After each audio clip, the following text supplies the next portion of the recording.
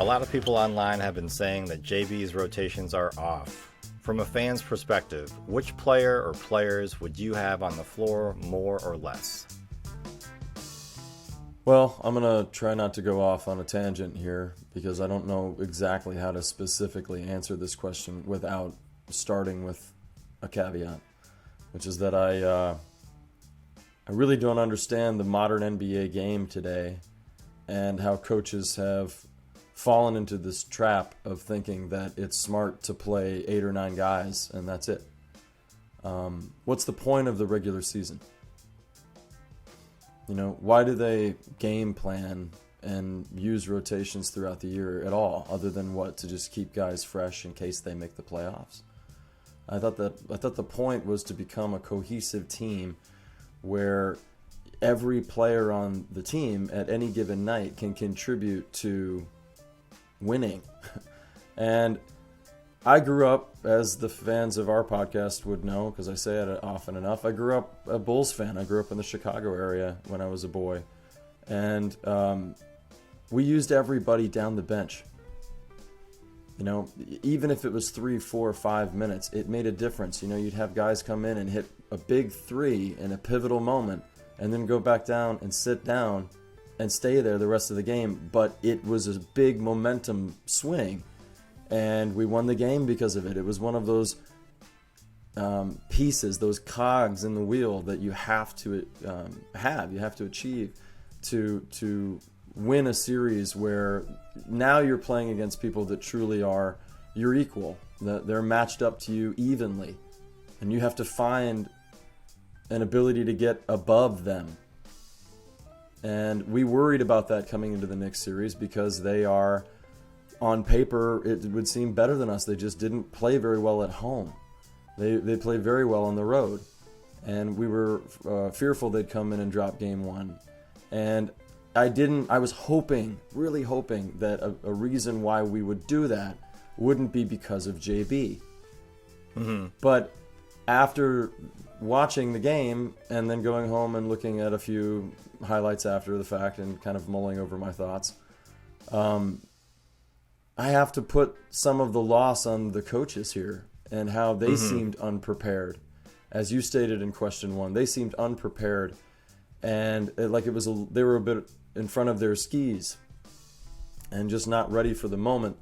And it reminded me an awful lot of the play-in games.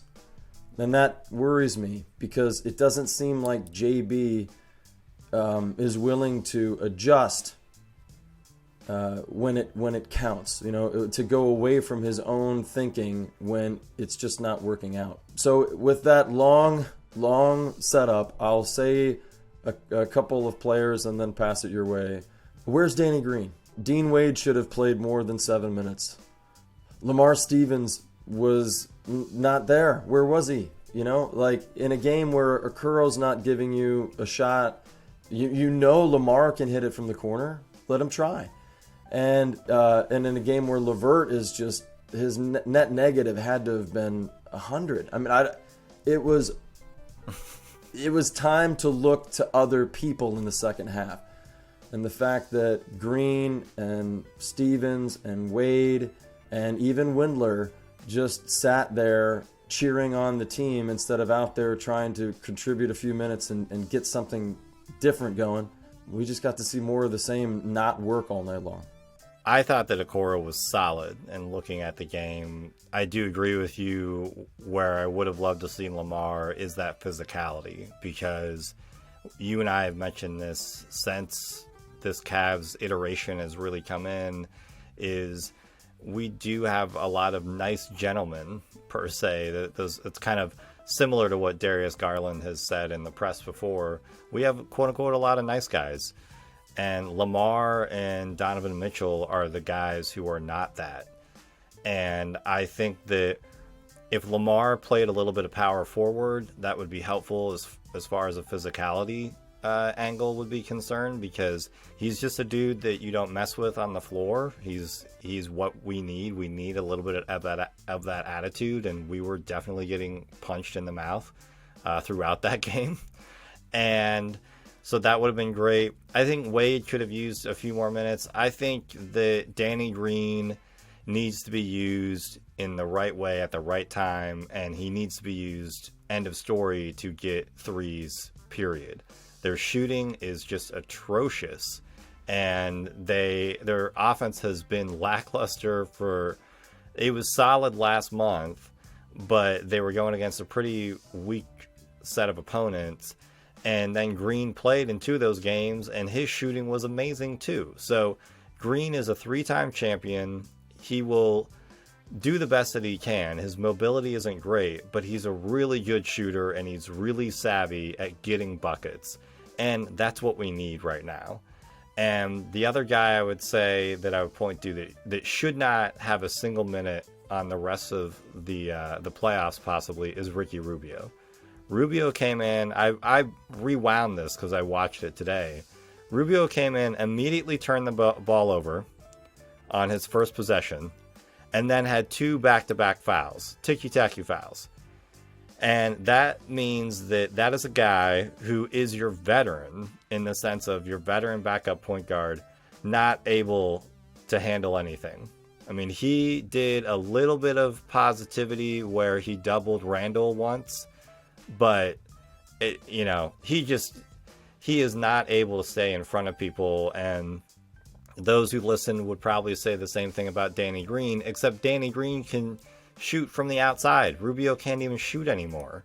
He wasn't really that great of an outside shooter anyway. So I would say that